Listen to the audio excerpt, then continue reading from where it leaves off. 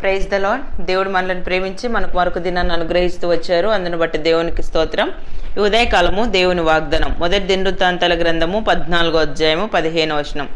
దేవుడు నీకు ముందుగా బయలు వెళ్ళి ఉన్నాడు. సో దేవుడు మనల్ని ప్రేమించి దినమంతటి కొరకై ఈ ప్రశస్తమైన వాగ్దానాన్ని మనకు అనుగ్రహిస్తూ వచ్చారు. దేవుడు నీకు ముందుగా బయలు వెళ్ళి ఉన్నాడు. ఉదయకాలం దేవుడు మనకు ముందుగా బయలు వెళ్ళి ఉన్నాడని వాగ్దానం చేస్తూ వచ్చారనమాట. మనం కొన్నిసార్లు అనుకుంటూ ఉంటాం, మనం ఏదైనా పనులు చేయవలసి వచ్చినప్పుడు సో దేవుని యొక్క సహాయము, దేవుని యొక్క తోడు, సో దేవుడు మాట ఇస్తే ఖచ్చితంగా ఆయన నెరవేరుస్తాడు. సో దేవుని కాపుదల ఉంటే మనకి ఎంతో మంచిదని కొన్నిసార్లు మనం ఎక్కడైనా బయలుదేరేటప్పుడు వెంటనే ప్రార్థన చేసుకొని వెళ్ళడం ఒక మంచి అలవాటుగా మనం చేసుకుంటాం. సో అయితే మనం ఈ ఉదయకాలం దేవుడు మనకిచ్చిన ఈ వాగ్దాన ప్రకారము ఈ సందర్భం దావీదు గురించి రాయబడుతూ వచ్చింది. మనం దావీదు మహారాజుని గురించి ఆలోచించినట్లయితే ఈ 14వ అధ్యాయంలో 2 విషయాలు రాయబడుతూ వచ్చాయి. అంటే ఏదైనా తన పని చేపడుతూ వచ్చినప్పుడు అక్కడ దేవుని యొద్ద విచారణ చేసినట్లుగా మనం దేవుని యొక్క వాక్యంలో చదవగలం అనమాట. ఫిలిష్తీయుల మీదకి నేను పోయినడలా నీవు వారు నా చేతికి అప్పగించుదువా అని దావీదు దేవుని యొద్ద విచారణ చేయగా, సో దేవుడు మాట్లాడిన మాటలు కూడా అక్కడ రాయబడుతూ వచ్చాయి.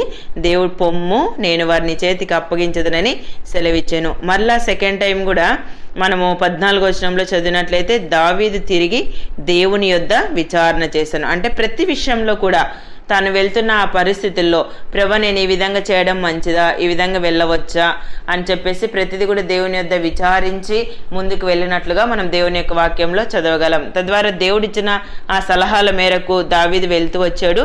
తద్వారా దేవుడు తన జీవితంలో అనుగ్రహించిన విజయం ఎలాంటిదో మనం దేవుని యొక్క వాక్యంలో చదవగలం.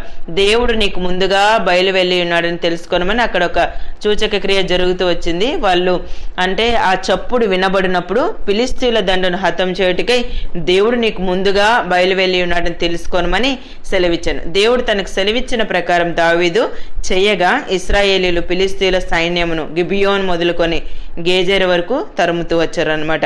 సో తద్వారా దావీదు యొక్క కీర్తి ఇశ్రాయేలీల ప్రదేశంలందంతటా ప్రసిద్ధి అయ్యాను. యెహోవా అతని భయం అన్యజనులందరికీ కలగజేస్తూ వచ్చారు. చూసారు, దేవుని మాట విని మనం ఆ పనులు చేయగలిగినట్లయితే దేవుని యొక్క భయం అంటే సో మనము దేవునికి భయపడ్డ ద్వారా మనకు కూడా అన్యజనులంతా కూడా భయపడే విధానంగా దేవుడు చేయగలనమాట. ఉదయకాలం దేవుడు మనకి వాగ్దానం ఇచ్చిన రీతిగా దావీదు వలె ప్రభువు మీద మనం ఆధారపడాలి. దేవుని యొద్ద మనం ఏ పని ఆరంభించినా, ఏ పని చేయబోతున్నా, సో ఏ చిన్న పని అయినా పర్వాలేదు, ఉదయాన్నే లేచి మనం దేవుని యొద్ద విచారించడం ఒక మంచి అలవాటుగా మనం చేసుకోవాలి. దేవుని యొద్ద ఎప్పుడైతే విచారిస్తామో దేవుడు మన పనులన్నీ సక్సెస్ చేస్తాడు. అంతేకాకుండా నెమ్మదిని, మనకి సమాధానాన్ని దేవుడు అనుగ్రహించి అన్ని విషయాల్లో ముందుకు ఆయన నడిపించేవారుగా ఉంటారు. యెషయా గ్రంథం 45వ అధ్యాయం 2వ వచనం చదివినట్లయితే నేను నీకు ముందుగా పోవచ్చు, మెట్టగానున్న స్థలంలను సరాలము చేసేదను. దేవుడు ఉదయకాలం మెట్టగానున్న స్థలాలు కూడా సరాలం చేస్తానన్నాడు. ఇత్తడి తలుపులను పగలగొడతానన్నాడు, ఇనుప గడియలను విడగొట్టేదనన్న అధ్యాయంలో రాయబడుతూ వచ్చిందనమాట. మనము అంటే మన దేవుడిని మనం గురిగా కలిగి ఉంటూ వచ్చినప్పుడు మన ప్రతి పరిస్థితిలో దేవుడే మనకంటే ముందుగా బయలు వెళ్తాడు, మనకంటే దేవుడే ముందుగా పోతాడు అనమాట. ద్వితీయోపదేశకాండం 31వ అధ్యాయం 8వ వచనం చదివితే నీ ముందర నడిచేవాడు యెహోవా, ఆయన నీకు తోడయుండును, ఆయన నిన్ను విడువడు, నిన్ను ఎడబాయుడు, భయపడుకుము, విస్మయం అందుకు మన ఇశ్రాయేలీలందరి ఎదుట అతనితో చెప్పాను. చూసారా, మనం దేవుని యొక్క ఆజ్ఞలు అనుసరిస్తూ వచ్చినప్పుడు, దేవుని మనం ఫాలో అవుతూ వచ్చినప్పుడు అన్ని విషయాల్లో కూడా దేవుడు మనకు ముందర నడుస్తూ మనకు తోడై ఉంటాడు, మన విడిచిపెట్టాడు, ఎడబాయడు.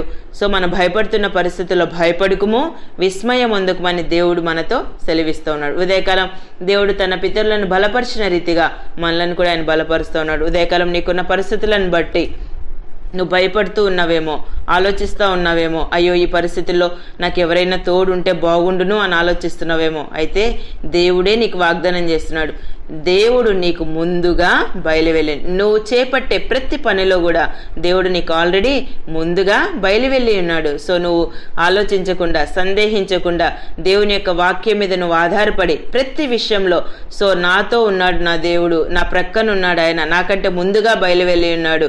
సో దేవుడే నాకు ముందుగా బయలు వెళ్ళినప్పుడు నాకు నాకేంటి ప్రాబ్లం అని నువ్వు ఆలోచించి నువ్వు సేవిస్తున్న దేవుడు ఎవరో నువ్వు గుర్తెరిగి ఆయనను వెంబడించినట్లయితే దావీదుకు ఫిలిష్తీయుల మీద విజయం అనుగ్రహించిన రీతిగా ఉదయకాలం తప్పకుండా మన పరిస్థితులన్నింటిలో కూడా విజయాన్ని అనుగ్రహించి మనల్ని ముందుకు నడిపించేవారుగా ఉంటారు. ఉదయకాలం దేవుడు అనుగ్రహించిన ప్రశస్తమైన వాగ్దానం మన జీవితాలకు అన్వయించుకొని ముందుకు కొనసాగినట్లు ప్రభు మనందరికీ సహాయం చేయనుగాక. ప్రార్థన చేసుకుందాం.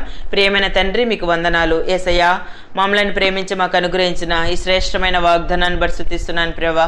దేవుడు నీకు ముందుగా బయలు వెళ్ళి ఉన్నాడని సెలవిచ్చారు. ఉదయకాలం నిత్య జీవపు మాటలు వింటున్న మీ ప్రజలందరినీ కూడా జ్ఞాపకం చేసుకునండి. వారు వెళ్తున్న ప్రతి పరిస్థితిని మీరు ఎరుగుదురు ప్రభా. ప్రతి విషయంలో కూడా మీ యొక్క సహాయాన్ని మీరు అనుగ్రహించి వారికి మీరు ముందుగా బయలు వెళ్ళి ప్రతి పరిస్థితిలో మీరు కృప చూపిస్తూ రావాల్సిందిగా ప్రార్థిస్తూ యేసు ప్రభు నామమున ప్రార్థిస్తున్నాను తండ్రి. ఆమెన్.